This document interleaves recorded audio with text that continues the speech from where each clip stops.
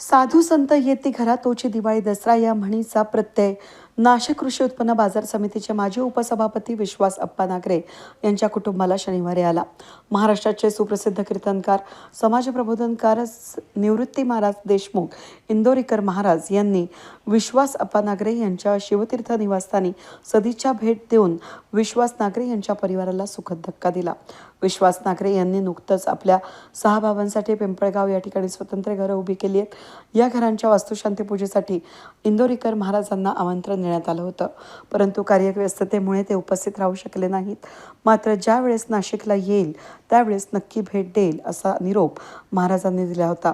शनिवारी 6 डिसेंबरला सातपूर परिसरात इंदोरीकर महाराजांचं कीर्तन असल्यानं त्यांनी आपला शब्द पाळत विश्वास नागरे यांच्या निवासस्थानी सदिच्छा भेट दिली. महाराजांच्या या अनपेक्षित भेटीमुळे नागरे कुटुंबामध्ये आनंदाचं वातावरण पसरलं. यावेळी नागरे परिवारातील महिलांनी इंदोरीकर महाराजांचं औक्षण करून त्यांचं पारंपरिक पद्धतीनं स्वागत केलं.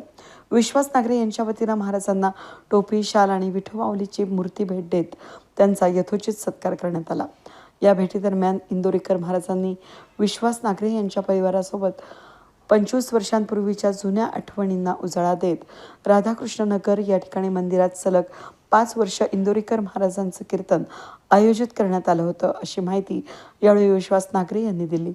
महाराजांच्या या प्रेमामुळे भेटीमुळे नागरी कुटुंबांसाठी आनंद गगनात मावेनासा झाला होता.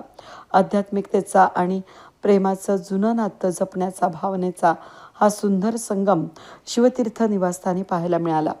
या सदिच्छा भेटीची परिसरामध्ये मोठी चर्चा रंगत आहे.